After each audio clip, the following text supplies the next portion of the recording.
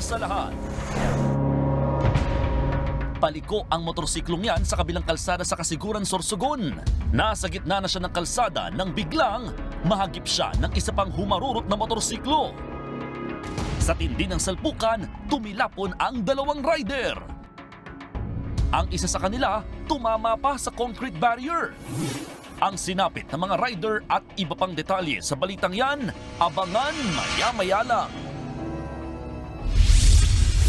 Magandang hapon, Pilipinas. Kasama ang buong puwersa ng News 5. Ito ang Frontline Pilipinas Weekend.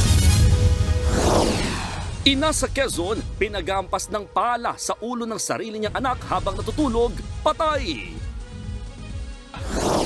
Peking abogado na wanted sa iba't ibang kaso, kabilang ang pangmomolestyo sa isang dalagita, arestado sa Antipolo. Pilipinas, formal ng hiniling sa United Nations na pagtibayin ang ating karapatan sa Extended Continental Shelf sa West Palawan Region. 21 tripulanting Pinoy na sakay ng barkong inatake ng rebelding Houthi sa Red Sea nasa gitna. Pero isa pang Pinoy pinaghahanap pa rin. Driver's license ng isang Pinoy na recover sa sinalakay na Pogo Hub sa Porac, Pampanga. Pero ang lalaki sa ID, hindi mahanap. At Pinoy Army, isa sa masaswerteng nayakap ni BTS member Jin sa kanyang meet and greet sa Seoul, Korea.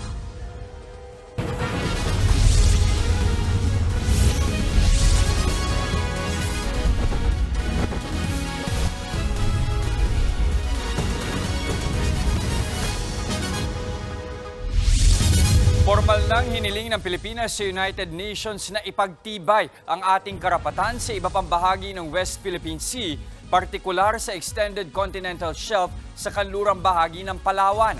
Sa gitna yan ang patuloy na pang-aangkin ng teritoryo ng China. Nasa frontline ng balitang yan, si Elaine Fulgencio.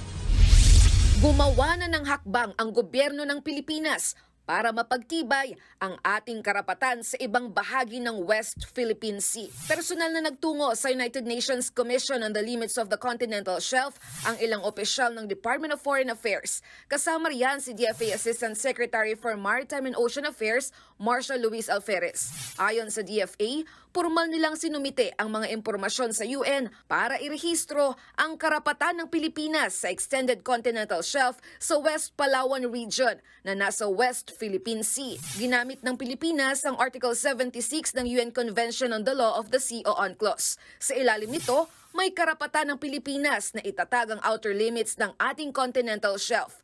Kasama riyan ang mga seabed at subsoil sa mga submarine area na nasa labas ng 200 nautical miles pero hindi lalagpas sa 350 nautical miles mula sa baseline ng ating teritoryo. Ayon sa DFA, ang hakbang na ito ay deklarasyon hindi lamang ng maritime entitlement ng Pilipinas, kundi pati na rin sa commitment natin sa responsableng aplikasyon ng mga proseso. Ito na ang ikalawang beses na humiling ang Pilipinas ng Extended Continental Shelf sa UN.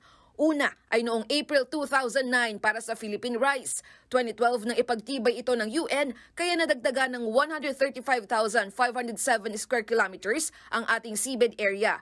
Para kay Maritime Security Expert Dr. Chester Cabalza, importante ang hakbang na ito ng gobyerno, lalo't pagpapatibay ito sa ating maritime entitlement sa West Philippine Sea, sa gitna ng pang-aangkin ng teritoryo ng China. Amidst the threat for intrusion, incursion, and invasion, meron talaga tayong legal basis. Since tayo yung challenge, tayo rin yung magpro-provide ng proof sa kanila that this is recognized by the world and as a obedient country to the international laws, then we have to provide those requirements. Nagbabalita mula sa Frontline, Elaine Fulgencio, News 5. May panibago na namang akusasyon ang China. Illegal daw na pumasok ang ating Philippine Coast Guard sa Escoda Shoal sa West Philippine Sea. Sa videong nilabas ng China, makikita ang mga tauhan ng PCG, sakay ng barko at mga rubber boat noong June 4. Ayon sa China Coast Guard, paglabag daw ito sa kanilang territorial sovereignty. Wala pang pahayag ang PCG ukol dito. Pero nung araw na yon, nagsagawa ng Marine scientific research ang mga Pinoy scientists sa Escoda Shoal. Sinamahan sila ng PCG pero ginit-git naman sila ng mga rubber boat ng China. Ang Escoda ay nasa hilagang silangan ng Palawan. Sa ibang balita, isang driver's license na pagmamay-ari umano ng Pinoy ang natuklasan sa sinalakay na Pogo Hub sa Pampanga. Pero duda ng mga otoridad, posibleng peke ang lisensya. Live mula sa Porac, Pampanga, nasa frontline ng balitang yan si Rainiel Pawid, exclusive. Rainiel, sinubukan nyo bang hanapin at nakita nyo ba yung Pinoy na nasa lisensya? Nikki, hindi pa rin nga makita yung Pinoy na nandoon sa lisensyang natagpuan dito sa loob ng sinalakay na Pogo Hub sa Porac, Pampanga. Ang nakakapagtaka pa ay wala rin siyang record doon sa barangay na idineklara niya sa kanyang lisensya. Sinadya ng News 5 ang barangay Ninoy Aquino sa Angeles City para alamin kung totoong dito nakatira ang Pinoy sa nakuhang driver's license sa sinalakay na Lucky South 99 Pogo Hub sa Porac, Pampanga. Base sa lisensya, 39 na ang lalaki na kinilalang si Carlos Balingasa Arbas Jr. Ayon sa mga otoridad, posibleng empleyado siya sa nasabing Pogo Hub. Pero nang tingnan namin sa Barangay Online Archive ang kanyang pangalan. As of now, negative tayo ng result ng Arbas. Pero yung middle niya is Balingasa. Meron tayong 3 lumabas na Balingasa. Wala rin daw pamilyang Arbas sa kanilang barangay. Wala talaga tayong idea na merong Arbas dito sa Marisol. Or possible sila, sir, na nangungupahan. Dahil dyan, nagsagawa na ng emergency o plan hanap ang lupon ng barangay. Maging ang ilang nangungupahan, pinuntahan din nila pero wala talaga ang lalaking nakasaad sa lisensya. Hindi rin daw mabukaan ng mga residente ang nasa litrato. Kaya naman ipatitingin na rin ng Presidential Anti-Organized Crime Commission sa Land Transportation Office ang lisensya. Samantala, ipapadala na ngayong araw sa Criminal Investigation and Detection Group ang lahat na nakuhang gamit sa loob ng illegal na Pogo Hub. Mapupunta naman sa gobyerno ang 46 na gusali ng nasabing 10-hectare property. Maghahain din ng paok ng forfeiture case o pagsasamsam sa naturang ari-arian dahil sa mga ginawang illegal na aktibidad o krimen gamit ang pasilidad. Pwedeng gawing eskwelahan yan, o kaya pwedeng gawing training center, o kaya pwedeng gawing kung ano man yung balak ng gobyerno dyan. Magagamit yan sa rehabilitation center. Sa gitna naman ng issue, mismo ang China na ang umapela sa Pilipinas na ipagbawal na sa lalong madaling panahon ang Pogo rito sa bansa. Pero kinontra rin nila ang mga paratang na may kinalaman ng China sa mga sinalakay na Pogo. Biktima lang daw ang mga nahuhuling Chinese kaya poprotektahan nila ang karapatan at interes ng kanilang mamamayan.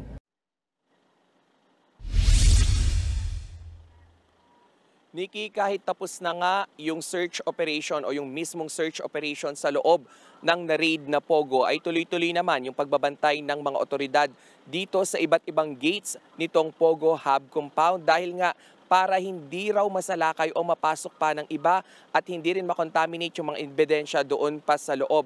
At kanina ay nakita rin natin na yung ilang mga otoridad ay patuloy na nilalabas yung mga perishable goods mula doon sa Pogo. At ang sabi nga ng PAOK simula ng nakaraang linggo ay yung mga pwede pa na makain ng mga kalapit na barangay dito ay pwede nga i-donate para hindi ito masayang. Nikki. Maraming salamat, Rainiel Pawid.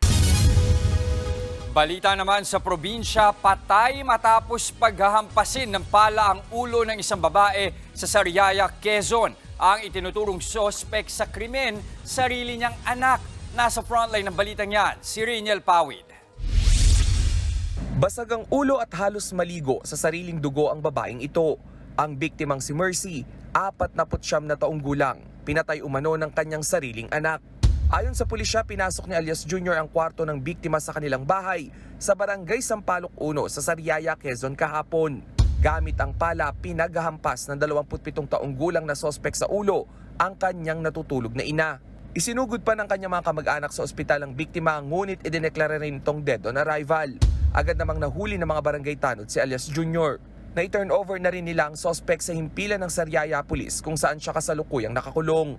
Base sa inisyal na investigasyon ng mga pulis, may problema sa pag-iisip ang lalaki. Maaring maharap sa kasong parricide ang sospek. Sa ngayon ay ang ating kaso ay ipiniprepare for filing in court at ang suspect naman ay arrested. Accordingly, aalamin pa rin natin ito pero di umano ay merong kakulangan sa pag-iisip ang suspect. Nagbabalita mula sa frontline, Rainiel Pawid, News 5. Arestado ang isang lalaking nagpapanggap na abogado sa Antipolo, Rizal. Ang sospek ng molestya pa raw ng isang dalagita. Nasa frontline ng balitang yan, si Ian Suyu. Sa ikinasang follow-up operation ng mga pulis na ito sa Antipolo, Rizal kahapon, minanmanan ng mga operatiba ang dalagitang ito. Pakay nilang hulihin ang umano'y nagpapanggap na abogado. Nilapitan ng dalagita ang isang lalaking nakamotor. Nang makumpirma ng babae ang target, ito na ang mga sunod na eksena.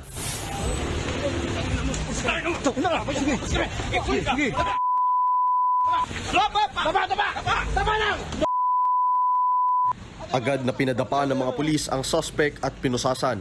Ang babaeng nakipagkita sa kanya, dati umano niyang minolestya. Pagdating sa presinto, hindi na nakapagpigil ang nanay ng biktima nang makita ang suspect. Itinuturing na top 3 most wanted sa buong Calabarzon ng suspect. Ayon sa pulisya, taong 2022 nang makilala ng pamilya ng biktima ang suspect matapos lumapit sa isang TV show. Idudulog sana nila ang umano'y panghahak sa social media account ng nanay ng dalagita. Ni-refer sila ng programa sa isang abogado. Pero nang puntahan ng opisina, ang suspect ang humarap sa kanila at nag-asikaso. Kunwari, no? Nagbalat kayo na siya yung lawyer na hinanap nila. So nag-assist siya hanggang sa mapalapit nga siya sa mag-ina at nag-offer siya na pupuntahan niya, dalawin niya sa bahay nila sa may bandang Sitio Padilla. Nang makuha ang loob ng pamilya, dito na niya ginawa ang pangmumolestya sa biktima. Agad namang nagsumbong ang biktima sa kanyang ina, saka nagpasaklolo sa otoridad. Sa investigasyon, napag-alamang hindi pala lehitimong abogado ang suspect na nagtatrabaho lang daw bilang paralegal. Ang sabi niya is nakapag-graduate siya pero hindi siya nakapag-bar. Validating that. Ang sigurado tayo is hindi siya law practitioner, hindi siya registered. Matagal na rin pala siyang tinutugis dahil sa kasong murder sa San Mateo, Rizal. Pinabulaanan naman ng suspect ang mga paratang. Wala po akong ginagawa. Wala po. No comment po ako doon. Pumunta po sila sa IBP, sir. Tapos? Ako po yung OJT ng time na yun. Kasalukuyang nasa kustodiya ng Antipolo Police ang suspect habang pinoproseso ang mga papeles kaugnay sa kanyang kaso. Nagbabalita mula sa frontline, Ian Suyu, News 5. Ligtas na ang 21 tripulanteng Pinoy na sakay ng barkong inatake ng mga rebeldeng Houthi sa Red Sea. Ayon sa Department of Migrant Workers, nasagip ang mga Pinoy sa pakikipagtulungan ng mga international government. Wala namang nasaktan sa kanila at nailipat na sila sa ligtas na pantalan. Miyerkules nang pasabugin ng Houthi ang engine room ng barkong MV Tutor sa Red Sea. Sa tindi ng pinsala, hindi na nakaandar ang barko. Sa ngayon, hinahanap pa ang isang Pinoy na sakay din ng MV Tutor. Tutulong na rin daw ang Manning Agency para mahanap ang Pinoy. Ayon naman kay Pangulong Bongbong Marcos, nakikipag-ugnayan na ang ating pamahalaan sa UK Maritime Trade Operations para sa kaligtasan ng Filipino seafarers. Naghahanap kami ng paraan para madala kayo muna sa Djibouti. Mula sa Djibouti, gumagawa rin kami ng mga arrangement para makapunta na kayo, makauwi na muna kayo. Nobyembre nang magsimulang atakihin ng Houthi ang mga dumaraan sa Red Sea bilang pagpapakita ng suporta sa Palestine sa gitna ng gyera ng Israel at Hamas sa Gaza. Kasunod nito, naglabas na ng kautusan ng DMW na maaaring tumanggi ang Filipino seafarers na dumaan sa Red Sea. We have directed ship owners, especially ships carrying Filipino seafarers, to divert their voyages. And what we know is that more than 50% of these ships have diverted their voyages. We have also instituted and emphasized any Filipino seafarer's right to refuse sailing if and when he or she is asked to board a ship that will navigate through the Red Sea and the Gulf of Aden.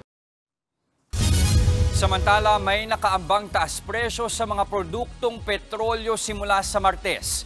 Sa taya ng Department of Energy, posibleng tumaas ng 60 centavos hanggang 85 centavos kada litro ang presyo ng gasolina. Higit piso kada litro naman ang itataas ng presyo ng diesel, habang halos 2 piso ang posibleng taas presyo sa kada litro ng kerosene.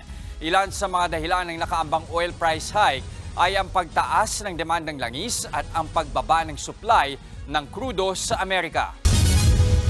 Susunod, 3 patay matapos araruhin ng truck ang isang bahay, tindahan at motorsiklo sa Bataan.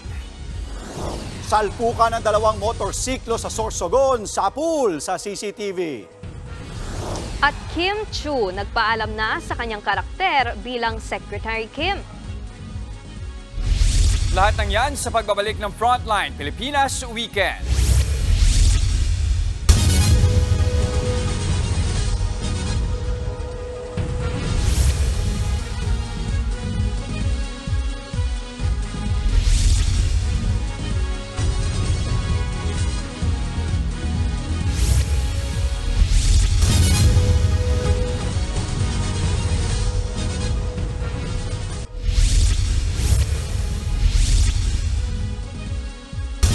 Tatlo ang patay matapos araruhin ng truck sa Dinalupihan, Bataan. Yan at iba pang aksidente sa kalsada sa report ni Ian Suyu. Kuha ang video na yan ilang sandali matapos ang isang malagim na aksidente sa Dinalupihan, Bataan. Wasak ang isang tindahan at bahagi ng isang bahay matapos araruhin ng truck sa palusong na bahagi ng kalsada. Bago nito, sumalpok din ang truck sa isang motorsiklo. Patay ang babaeng rider na kinilalang si Eunice Ann Gonzales. Binawian rin ng buhay ang mag-inang si Glenda Agustin at kanyang anak na si Roxanne na natutulog umano sa tindahan nang mangyari ang aksidente. Ayon sa Dinalupihan Police, kargado ng mga poste ng solar lamp ang truck. Nakatalo naman ang driver bago bumangga ang truck at agad na tumakas. Iniwan niya ang kanyang pahinante na isang menor de edad at kanya ring pinsan. Pinaghahanap na ng mga pulis ang driver. Sa Argao, Cebu naman, patay ang isang emergency responder matapos maaksidente ang sinasakyan niyang ambulansya. Sumabog ang gulong nito, dahilan para bumaliktad ang sasakyan. Sugatan naman ang driver, nurse at isa pang emergency responder. Papuntang Dipolog ang ambulansya galing sa isang ospital. Nagpapagaling na ang mga sugatan. 2 motorsiklo naman ang nagsalpukan sa Kasiguran, Sorsogon kahapon alas 11:15 ng umaga. Sa lakas ng impact, tumilapon ng isa sa mga rider at tumama ang kanyang katawan sa concrete barrier. Wala namang suot na helmet ang kanyang nakabanggaan. Nagpapagaling na ang 2 rider sa ospital. Nagbabalik News 5. Arestado ang 2 Japanese national matapos mahulihan ng hinihinalang cocaine sa Taguig. Ang mga suspect sinubukan pang itapon ang ebidensya. Nasa frontline na balitang yan, si Hannibal Talete. Sa CCTV footage na ito, makikita ang grupo ng kalalakihan na nag-uusap habang naninigarilyo sa labas ng isang restaurant sa BGC Taguig kagabi. Sa sumunod na kuha, kausap na ng grupo ang mga pulis. Sinabihan sila ng mga pulis na manatili sa isang lugar, pero tumakbo palabas ang isa. Ayon sa Taguig City Police, nagsasagawa umano sila ng anti-criminality at anti-smoking campaign nang maispatan nila ang grupo ng mga lalaki na naninigarilyo. Nakita niya na binato doon sa plant box yung hinihinilang suspected cocaine. Agad inaresto ang 2 Japanese national. Nakuha sa mga suspect ang isang sachet ng hinihinalang cocaine na may street value ng 5,000 piso at mga sigarilyo. Have the right to remain silent. You are under arrest for violation of 9165 Anti-Illegal Drugs of the Philippine Law. You have the right to remain silent. Anything you say will be used you against the court of law. Tumangging magbigay ng pahayag sa media ang 2 suspect. Mahaharap sila sa patong-patong na reklamo. Nagbabalita mula sa frontline. Hannibal Talete, News 5. Pinabulaanan ng PNP Aviation Security Group na wala silang ginawa ng maghubad ang isang babaeng Vietnamese sa NAIA Terminal 3 noong June 8. Kasunod yan ang pahayag ni Senador Raffy Tulfo na maghahain siya ng Senate resolution para paimbestigahan ng security protocol sa paliparan. Sinabi ng senador na tila hindi sigurado ang mga otoridad sa dapat nilang gawin sa pangyayari. Paliwanag naman ng airport police, nagkataong lalaking pulis lang ang naka-duty kaya hindi agad nilapitan ng Vietnamese. Sa kabila nito, suportado naman daw nila ang pagsasagawa ng investigasyon ng Senado. Nakauwi na ang babae sa Vietnam noong June 9. Iniiwasan lang na magkaroon ng kulay o masabihan na nagte-take advantage din sa ano. So, pero just the same po, ginawa po ng kapulisan natin, security agency, lahat ng nandito sa paliparan para makontain po agad-agad yung babae.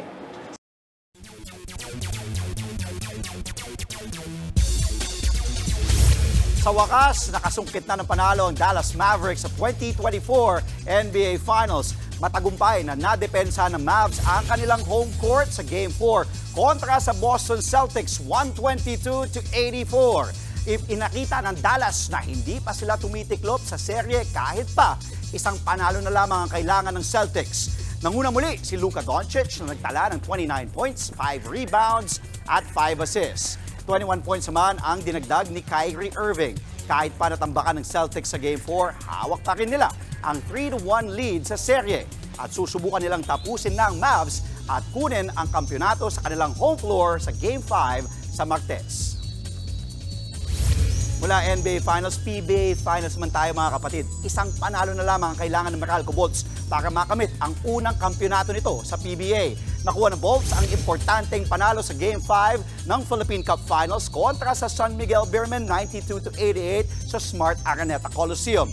Parehong umiscore ng 22 points na Chris Newsome at Alain Maliksi para pangunahan ang Meralco. Nakapagtala ang Meralco ng 10-point lead sa huling 3:24 ng laban pero naibaba pa ito ng SMB sa dalawa sa huling 7 segundo ng laban. Hindi naman nagpanik ang Bolts kaya't naiuwi pa rin nila ang panalo. Susubukan ng Meralco na makuha ang kanilang unang titulo sa PBA sa Game 6 na gaganapin na bukas alas 6:15 ng gabi sa Big Dome pa rin. Susunod, bahagi ng isang shopping mall sa San Juan nasunog. Ilang lugar sa dalawang bayan sa Laguna halos 2 linggo nang walang tubig. At Pinoy Armies na pasana all sa kababayan nating niyakap si BTS Jin. Huwag kayong bibitiw mga kapatid, magbabalik pa ang Frontline Pilipinas Weekend.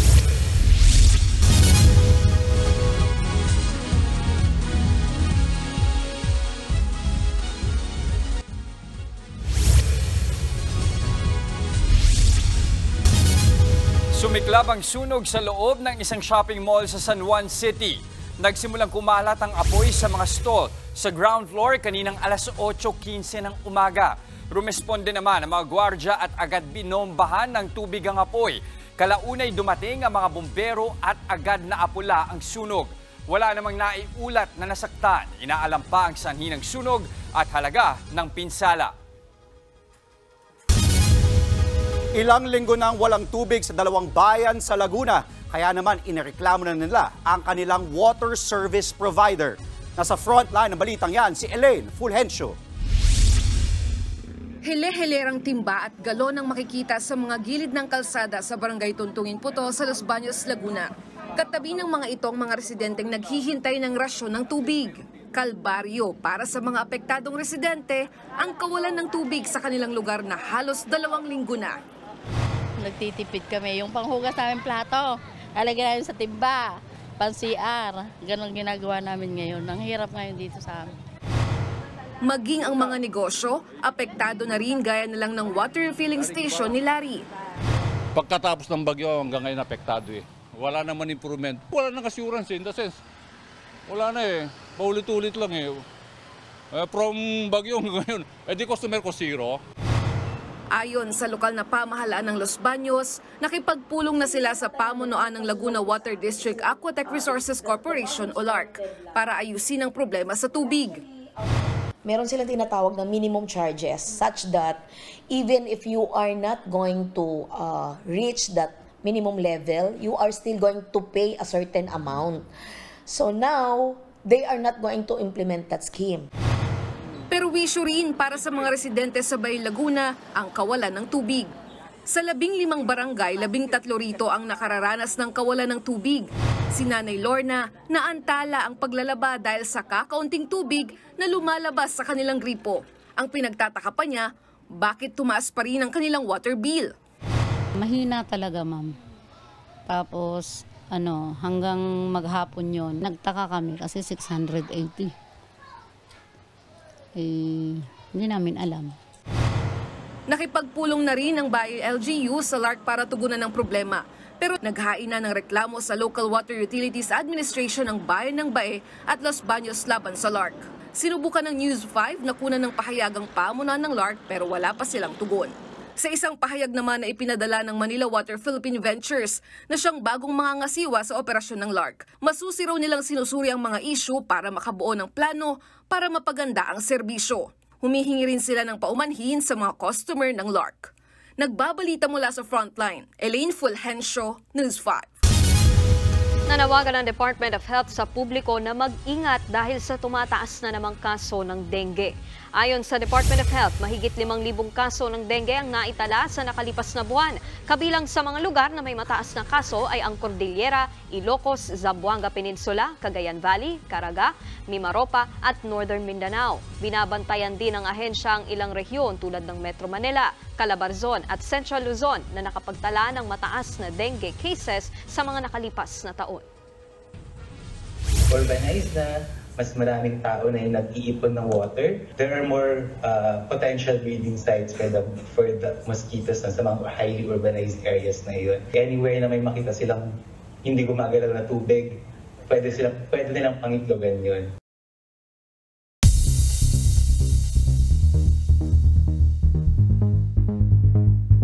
Iniuugnay ngayon ang militar ng Amerika sa umano'y anti-vaccine campaign para raw siraan ang mga bakuna ng China kontra COVID-19, lalo na rito sa Pilipinas. Ayon sa special report ng Reuters, nagsimula raw ang kampanya noong 2020 pero itinigil noong 2021. Ang kanilang taktika umano, magpakalat ng mga larawan sa social media na nagsasabing hindi epektibo ang mga bakuna mula China. Target daw ng propaganda ang mga bansa sa Asia, kabilang ang Pilipinas, kung saan may lumalawak na impluwensya raw ang China. Pagganti raw ito sa paninisi ng China sa Amerika na sa kanila nagmula ang pagkalat ng COVID-19. Wala pang komento ang White House ukol dito, pero kinumpirma raw ng isang opisyal ng US Defense Department ang naturang propaganda campaign. Ayon pa sa ulat ng Reuters, sinabi raw ng isang opisyal ng ating Department of Health na dapat imbestigahan ang anti-vaccine campaign. Susunod, isang maswerteng Pinoy Army na yakap si BTS member Jin sa meet and greet sa South Korea. Babae sa Germany gumawa ng AI boyfriend. Tuloy-tuloy ang balitaan sa Frontline Pilipinas Weekend.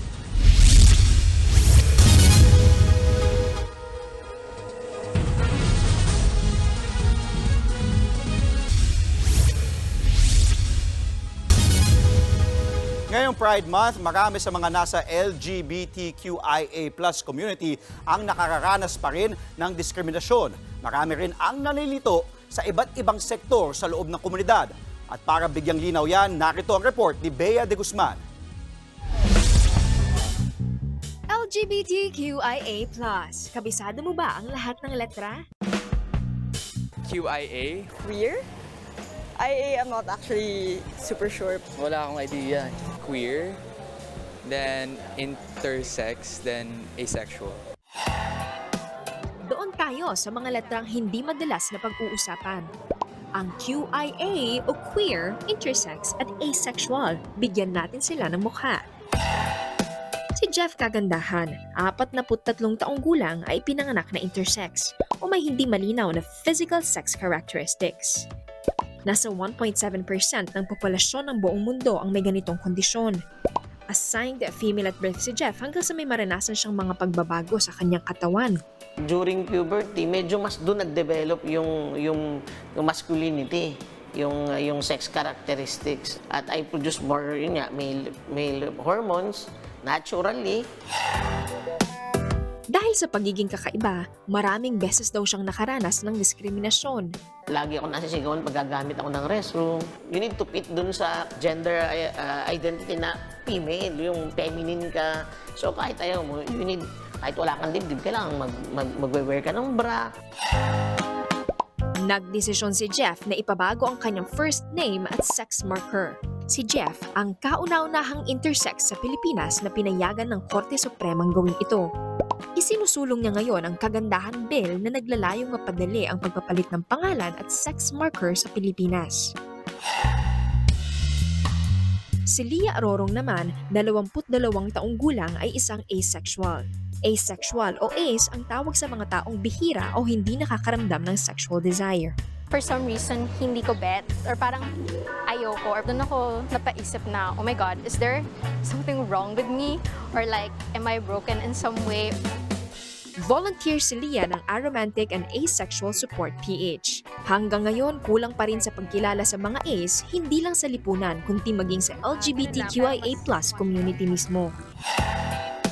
Bakit nga balingid pa rin sa kaalaman ng marami ang lumalawak na LGBTQIA+ spectrum? May mga taong hindi sumasang-ayon sa mga ganitong kategorya. Kung kaya't yung mga iba hindi lumalantad sa kanilang identidad. Limitado pa rin sa Pilipinas sino ang nag-identify na Q, I at saka A. Ano? Si Professor Castro kinikilala ang sarili bilang isang queer.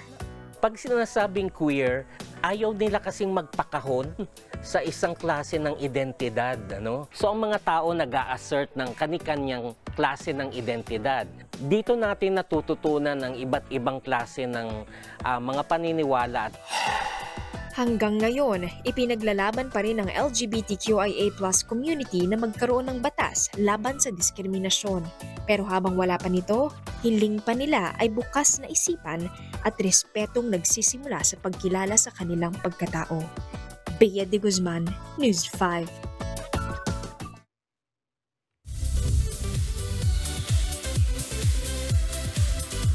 Napasana all ang maraming Pinoy Army sa isa nating kababayan sa South Korea. Nayakap kasi niya si BTS Jin. Kabilang ang Pinoy Army na si Dayan Aguilar sa 1,000 fans na niyakap ni Jin. Para yan sa pagbabalik ng K-pop star mula sa military at sa 11th anniversary ng BTS. Reunited naman ang Bangtan Boys sa bago nilang groupie na kakapost lang ni RM sa Instagram. Sa ibang showbiz update, nagpaalam na si Kim Chiu sa Pinoy adaptation ng What's Wrong with Secretary Kim. Sa kanyang IG post, signing off na ang Chinita Princess as Secretary Kim sa episode 40. Marami raw siyang bagong natutunan. Thankful naman si Kim sa kanilang direktor at sa suporta ng leading man niyang si Paolo Avellino. Pinasalamatan din ng aktres ang yumaong Dreamscape head na si Deo Endrinal. Napapanood pa rin naman ang What's Wrong with Secretary Kim dito sa TV5 tuwing weekend, 7 p.m. Okay, ito Andre, may iba lang tayo. Andre, Nikki, may tanong ko sa inyo. Pabor ba kayo sa paggamit ng AI? O artificial intelligence? May mga aspeto kasing napapadali niya yung buhay natin. Tama. Diba? Pero not to the point na naaagrabyado lalo na yung mga artists natin. Tama. O nakasala. Tama din yun. Sisegundahan ko yung sagot ni Nikki na minsan napapadali yung buhay, di mo na kailangan mag-isip, di ba? Pero at the same time, huwag tayong masyadong nakasalalay doon. Ikaw? Independent masyado. May pros and cons, katulad nga nung nabanggit ninyo. Pero sa akin, ang mahalaga lang, dapat panatili natin yung atin. Mismo. Yung pag-iisip natin sarili. At the end of the day, ang AI, wala masyadong pagkatao. Okay, pero natanong ko kasi yan, kasi meron isang babae sa Germany, Ito, ginawang boyfriend ng ChatGPT. Eto na nga.